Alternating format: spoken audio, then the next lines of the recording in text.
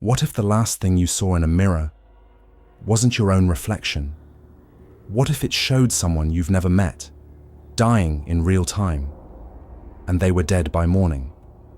Room 206 has a mirror that doesn't reflect. It predicts. 7.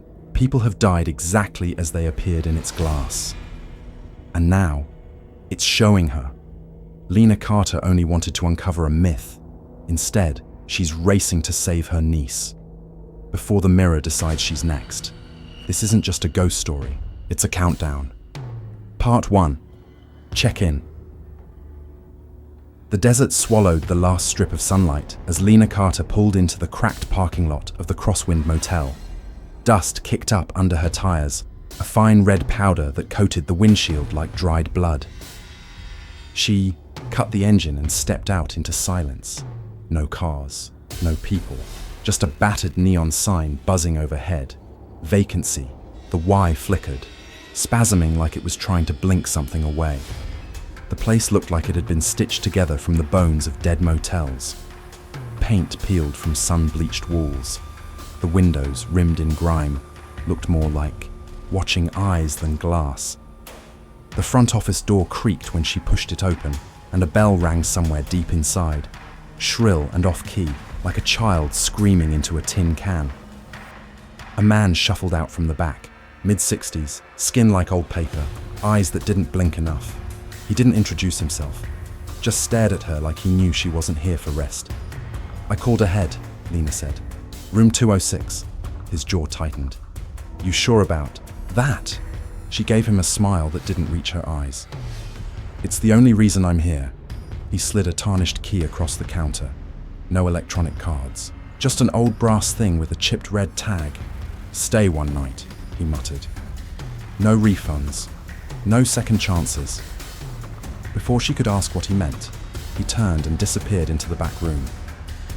She stood there a moment longer, feeling the silence thicken. Then she took the key and made her way up the narrow exterior staircase to the second floor. The air grew colder the higher she climbed, though the desert heat still baked the ground below. Room 206 sat at the end of the hall, door slightly warped, number hanging crooked. Lena unlocked it. The room was dim and yellowed, like it had been sealed in 1974. Faded curtains, sagging mattress, a table with a single plastic chair, but her eyes were drawn straight to the far wall. The mirror.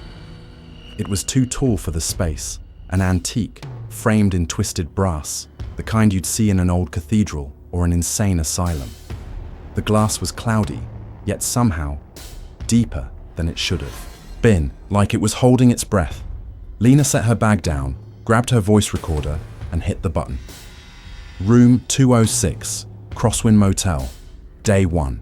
Claims of apparitions linked to a mirror in this room. Urban legend? Likely. Still, the object is curious. I'll document any anomalies. She walked up to the mirror, phone camera on. She looked into it. Just her. Tired eyes. Coffee-stained shirt. Same woman who's been chasing ghost stories for 6 years and finding nothing but creaking pipes and mold. She scoffed. "And here I thought this one would be different." Then the lights flickered, just once, barely noticeable. But when she looked back at the mirror, she wasn't alone. There was a man behind her, just over her shoulder, pale, trembling, eyes wide with terror. His mouth opened and closed like a fish gasping for air, and then his hands flew to his throat. His fingers dug in, tearing at his skin. His veins went black, spiderwebbing across his neck like roots through frozen ground. Lena spun around. The room was empty, dead, silent. The only sound was her own breath, ragged and sharp. She turned back. The mirror showed only her reflection now. But for a moment, just a sliver of a second, the man's face flashed again. Closer, desperate, screaming without sound. And then came the whisper. It didn't come from behind her, it came from within the mirror. It wasn't a word. It wasn't even a voice she could recognize. It was more like the sound a throat makes when it forgets how to speak. A cracked moan buried in static. Her spine went rigid. Her knees locked. She stumbled back, nearly tripping over the bed. The recorder hit the carpet. Still running, she picked it up, heart hammering. There was something in the mirror. A man. He wasn't just a trick of the light. He was looking at me. Like he saw me. Like he knew I could see him die. She stood there for a long time, staring at the glass. It didn't flicker again. No more strangers. No more whispers. Just her own haunted face. Eventually, she pulled the curtains tight and climbed into bed, fully dressed. She left the lights on. She kept her phone recording, but the mirror kept watching. And just before she drifted off, not quite asleep, not quite awake, she heard it again, a dry rasp, a whisper buried in glass, a single breathless sentence. "You'll understand tomorrow." Lena didn't sleep that night, not really, and the mirror never blinked. Part 2. The Man in the Mirror. Morning brought no comfort. The Nevada sun burned through the curtains like it was trying to peel the room apart. Lena sat on the edge of the bed, eyes locked on the mirror. It looked harmless now. Ordinary, still, but her phone told a different story. She'd recorded it. That man choking behind her. The veins. The impossible blackness threading across his throat like ink spilled in water. She had proof. At least, she thought she did. She opened the video, static. It played for half a second, just enough to show her reflection, and then the screen fractured into jagged, corrupted lines. No sound, no image, just digital rot. She tried again, restarted the phone, cleared the memory. Nothing helped. The file was dead, like it had been devoured. Her hands were still trembling as she checked out of the motel room, lying to the manager. When he asked if she'd enjoyed her stay, he didn't press. He just stared. His eyes lingered on her a second too long, like he already knew she'd be back. Back in her rental car, she drove aimlessly for a while, trying to shake it off. Tell herself it was just a vivid hallucination, maybe brought on by stress or lack of sleep. Paranormal claims always had an explanation. Always. She pulled into a diner, ordered black coffee, and tried to work on her notes. But the words wouldn't come. Her mind kept circling the image in the mirror, the way the man looked through her, not just at her, like he'd been trying to warn her or accuse her. The TV in the corner of the diner was muted, flickering with a local news broadcast. She wasn't paying attention. Not until the image changed. A photo appeared on screen. Him, the same man. Hollow cheeks, greasy hair, haunted eyes. The headline beneath him read, "Local man found dead in apartment, cause unknown." Lena dropped her coffee. It shattered against the floor, drawing glances. She didn't care. She grabbed her phone, pulled up a photo of the mirror, room she'd taken before checking out. She zoomed in on the man's face in the background, the faint outline still visible in the glass. It was the same man. There was no doubt. She stared at the TV, waiting for more details. No sound, but the images were enough.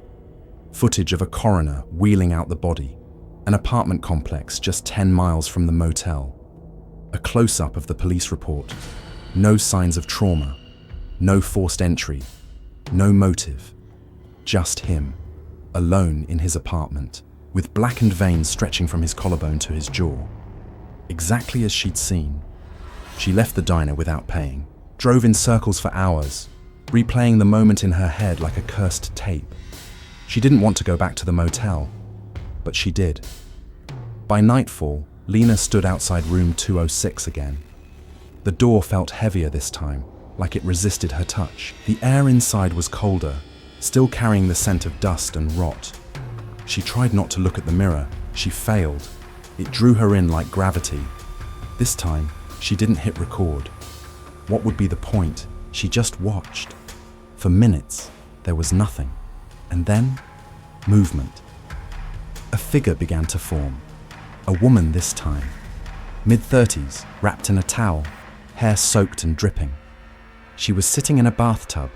Only the mirror made it seem like the tub sat behind Lena's reflection, like the room had twisted its own shape. The woman was crying, softly at first, then louder. She kept whispering a name, over and over, Ellie, Ellie, Ellie. Then, her head turned sharply toward the mirror. She stared at Lena, their eyes locked, and that's when the water turned black. It began to rise around her, fast, too fast, filling the tub, climbing up her neck. She started to scream, but no, sound escaped. She clawed at the sides of the tub, fingernails breaking. Her towel slipped, her body thrashed, and then something pulled her down. Not a hand, not a shadow, just pressure, like the water itself wanted her gone. The last thing Lena saw was the woman's mouth, wide open in silent agony, before the surface closed over her. Still, silent, as if she'd never existed. Lena staggered backward, breathing hard. The mirror went still again. She stood in the room, trembling, forcing herself to remember every detail. The woman's face, her voice, the soaked towel. And then, she remembered the t-shirt folded on the counter behind her in the mirror. Not part of the motel. It had a logo on it, a red circle, a line through it, some kind of vintage gym brand. She opened her laptop, hands shaking, and started digging. It didn't take long. The woman was real. Danica Rowe, age 34, personal trainer, lives 15 minutes away. Her photo was on the gym's website. Same face, same towel in a different shot. Lena felt sick. She copied the address, heart racing. It was too late for the man, but maybe not this time. She had to try. But before she could leave the room, she heard something behind her, a splash. She turned. The mirror was filled with water, dark, thick, rippling, and just beneath the surface, Danica's eyes opened, bloodshot, wide, focused on Lena, and the whisper came again, clearer this time. You see them die, but you don't save them. The light snapped off, the mirror went black, and the air turned cold as a grave. Part 3. 7 reflections, 7 deaths. Lena didn't blink the entire drive. The address from the gym website led her through narrow desert roads, past silent trailers and hollow-eyed townsfolk who barely looked up. She floored it, gripping the wheel with white knuckles. She didn't know what she'd do when she got there. Bang on the door, scream, drag the woman from her own home. She just knew she had to get there before the mirror became a window again. But she was too late. The scene was already roped off when she arrived. Flashing lights, yellow tape, the quiet hum of radio static from a deputy's shoulder, and in the distance, silhouettes by the lake, pulling something heavy from the water. The coroner's van was waiting, doors open like a mouth. Lena stayed in the car, frozen. They brought out a body bag. She didn't need to see the face. A local reporter's voice crackled on the nearby police scanner. Unidentified woman, late 30s, found drowned in Shadow Lake. No signs of struggle. No reason she should have been there. Lena wanted to scream, to hit the steering wheel, but all she did was sit there, chest hollow, staring at her own hands.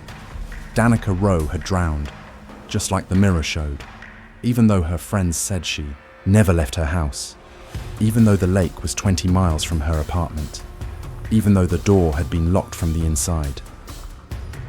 Lena returned to the motel that night as the sky bled violet over the desert. She didn't check in with the manager. He didn't ask questions, just handed her the same key with the chipped red tag. Room 206 waited. She didn't unpack, didn't take notes, just sat cross-legged on the dusty bed with her laptop, combing through news articles, death records, and whispered threads buried in online forums. That's when the pattern emerged. 7 deaths, all linked to room 206. Each one had stayed no more than a night. Each one had told someone, or written somewhere, that they saw something in the mirror. Something awful. Something true. A man from Sacramento had seen a car crash. The next day, his car was found wrapped around a tree. The image had matched perfectly, right down to the bloodied watch hanging from the rearview mirror.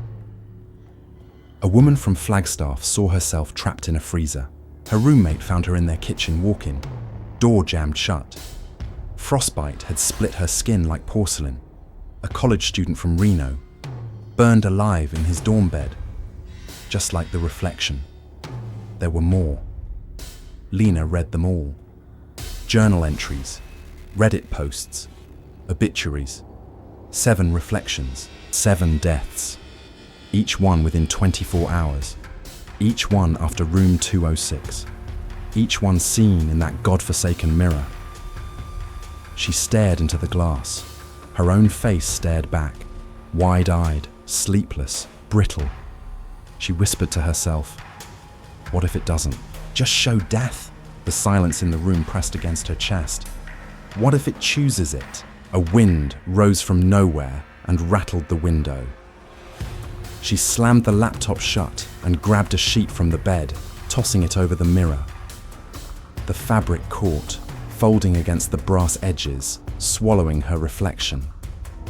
She stood there for a moment, watching the sheet ripple slightly, even though the air had gone still.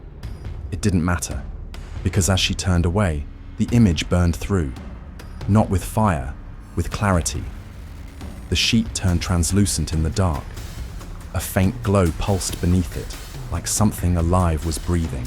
Under the fabric, shapes emerged. Movement. She stepped back, breath caught in her throat. Through the veil, she saw it. A man, arms twisted unnaturally behind him, stumbling through a hallway she didn't recognize, blood dripping from his ears. He tried to scream, but his mouth opened to show nothing but teeth. Rows and rows, like a shark that had forgotten how to stop growing. Then he fell, convulsed, and vanished. She yanked the sheet down. The mirror was blank again, but in her head, she saw the image flicker, repeating like a broken tape. She didn't sleep. She didn't try to sleep. Instead, she spread out her notes across the motel bed. 7 deaths, each one predicted, each one fulfilled. And then, at the center of it all, her, Lena Carter, subject 8. She drew a circle around her name and stared at it for a long time. The mirror wasn't a witness. It was a judge, a prophet with a cruel sense of theater, and she was next.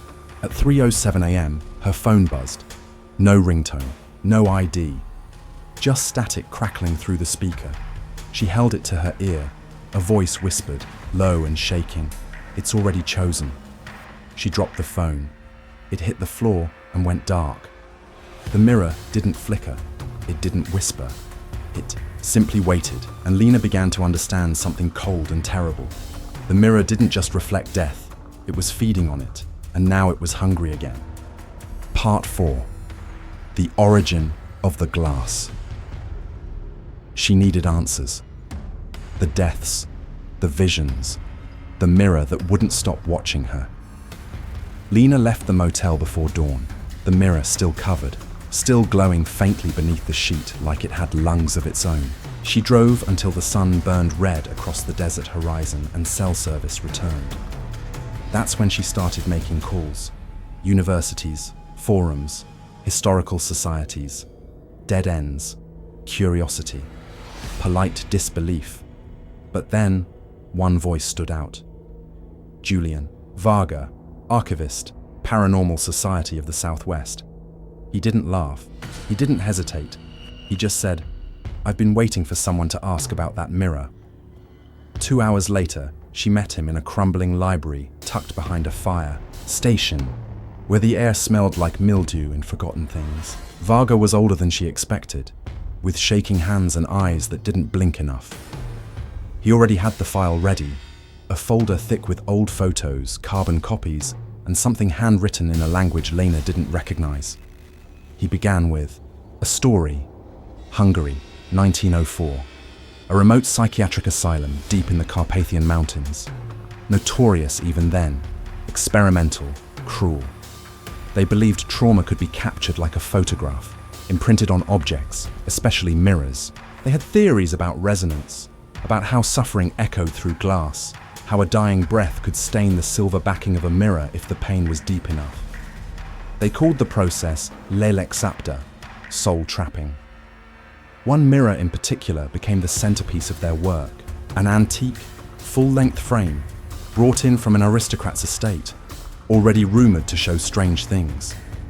They installed it in what they called the Chamber of Return. Patients were brought there at the height of breakdowns, screaming, bleeding, desperate. Sometimes they were drugged, sometimes not. They were made to stare into the mirror until their minds broke, until their bodies failed, until death came. The staff began seeing things, visions that weren't theirs, dying moments of strangers, horrors that hadn't happened yet, and then, fire. The asylum burned. Some say it was an accident, others say it was deliberate, a cleansing. Only one item survived the flames, the mirror.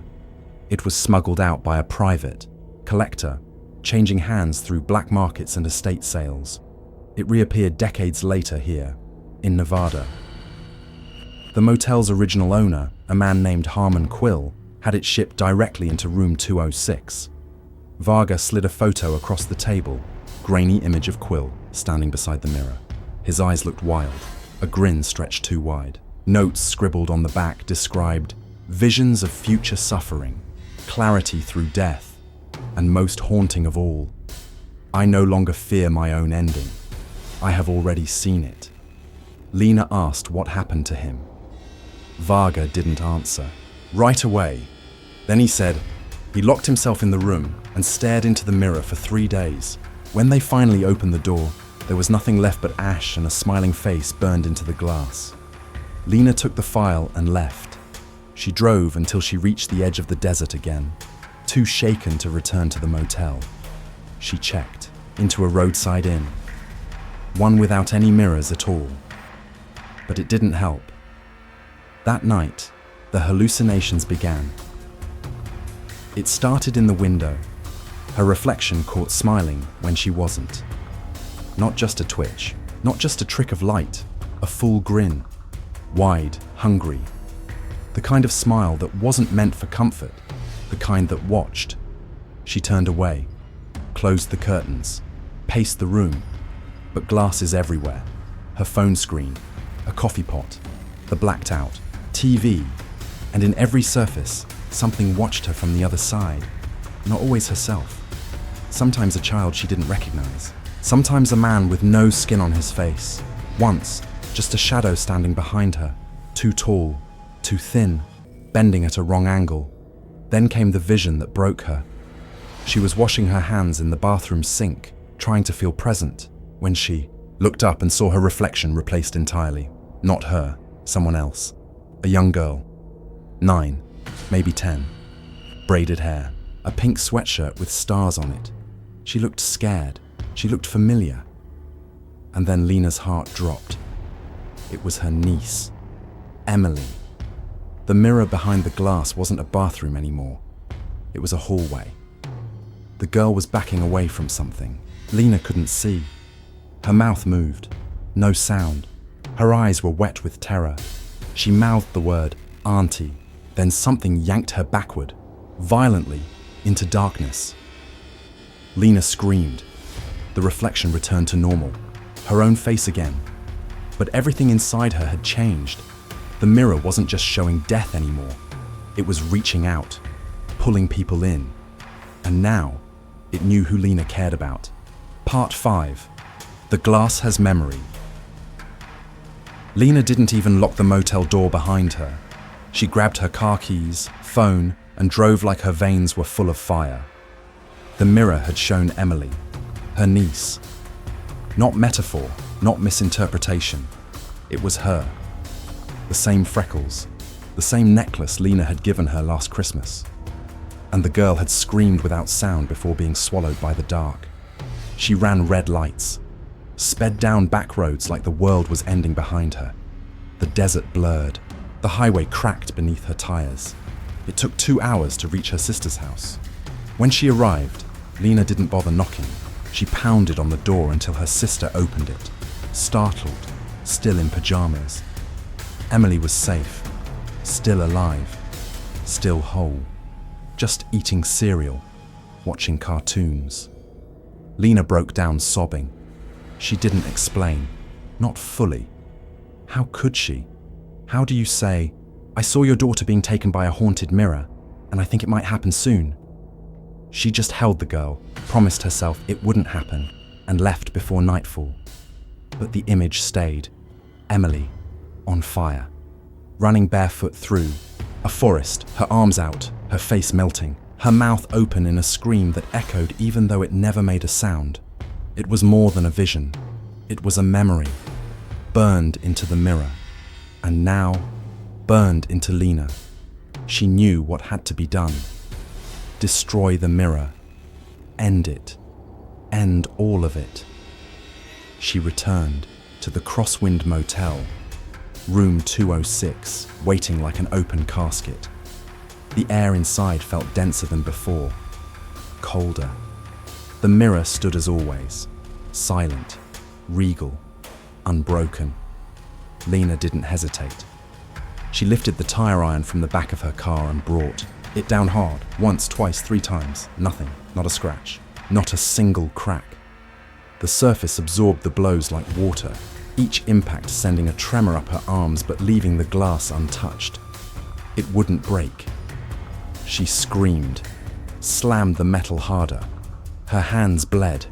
The room pulsed with heat and soundless pressure, like the mirror was laughing with its silence. Defeated, trembling, she dropped the iron and slumped to the floor. Then, something changed. The mirror lit up.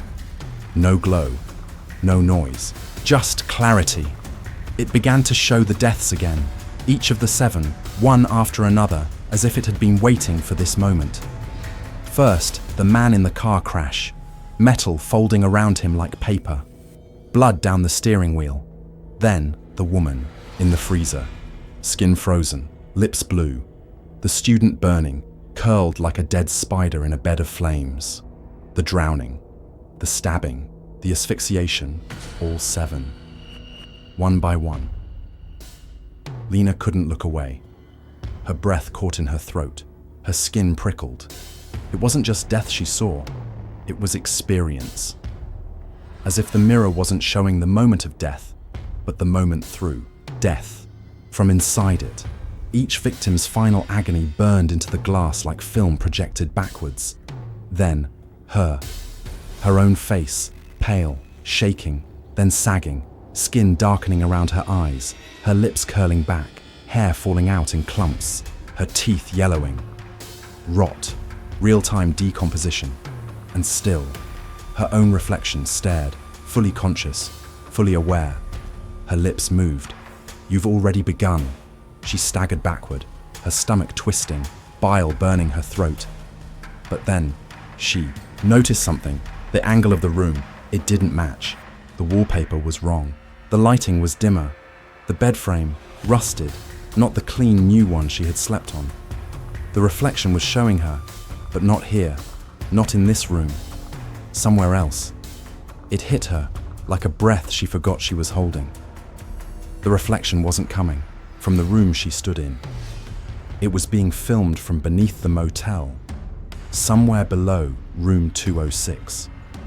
She ran her hands along the wall, behind the mirror's frame, pressing her ear against the plaster. She heard nothing, but she felt something, a low thrum, like a heartbeat under concrete, like something waiting in the dark. She stepped back, staring into the glass again. Her reflection no longer moved, but it watched, and this time, behind her rotting face, she saw something else. A stone hallway, cracked brick, a door, metal, bolted, shut, and on it, painted in smears of what might have once been blood, 206, room 206. Below room 206. She stepped away from the mirror, heart racing, brain on fire. The mirror wasn't just reflecting death, it was recording it, replaying it. And whatever was underneath the motel was still recording. Whatever had lived in that asylum had survived. Part 6. Glass House of the Dead. The motel wasn't asleep when she returned. It was breathing, every creak of the wood, every whisper of wind across the walls. It felt deliberate, rhythmic, like lungs pulling in air before a scream. Lena moved quickly. She didn't want to give herself time to think, to hesitate. She slipped behind the manager's office, down the side path lined with thorny sagebrush, and found the old cellar doors, rusted, chained. She used bolt cutters from her trunk. The chain snapped like it had been waiting. She pried the doors open. Dust rose in a breathless plume. The darkness beneath looked thick enough to drown in.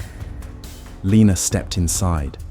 The air was cold, wrong, like it had never been meant for lungs. It smelled like mildew, rot, and something coppery beneath it all. Blood, maybe, or memory. Her flashlight flickered as she moved deeper.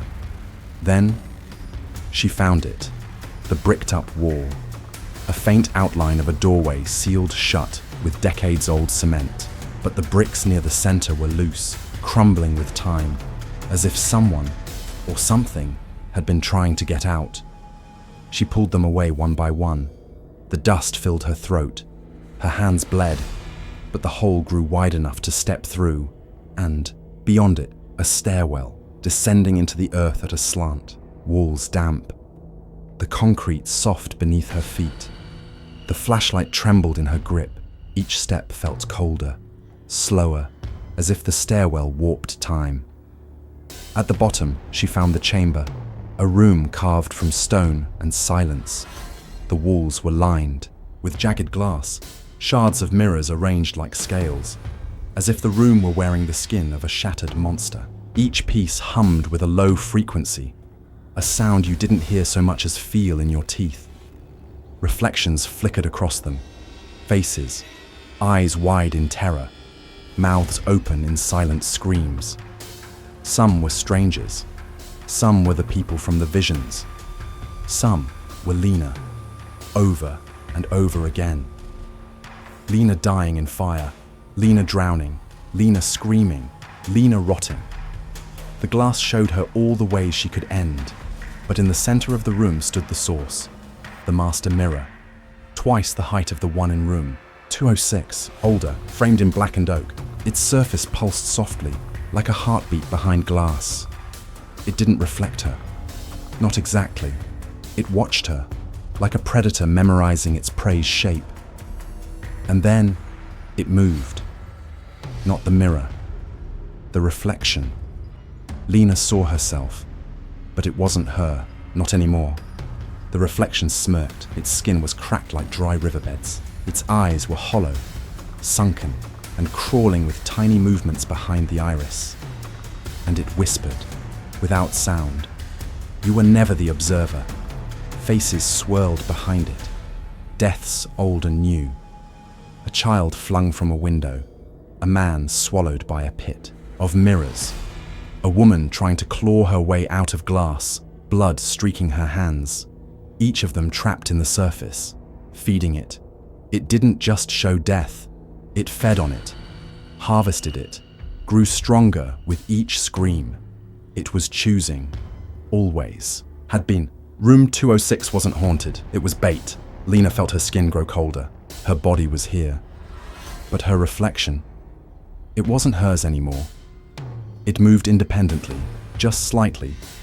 Her other self smiled wider, stepped forward, closer to the glass. If she didn't act now, that thing would replace her, not just kill her, erase her. She grabbed the iron bar from her bag. She had brought it again, just in case. One breath, one chance.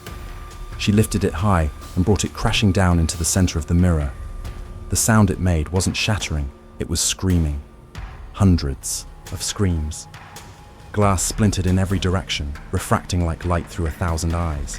Faces twisted, The room exploded in light and color and pain.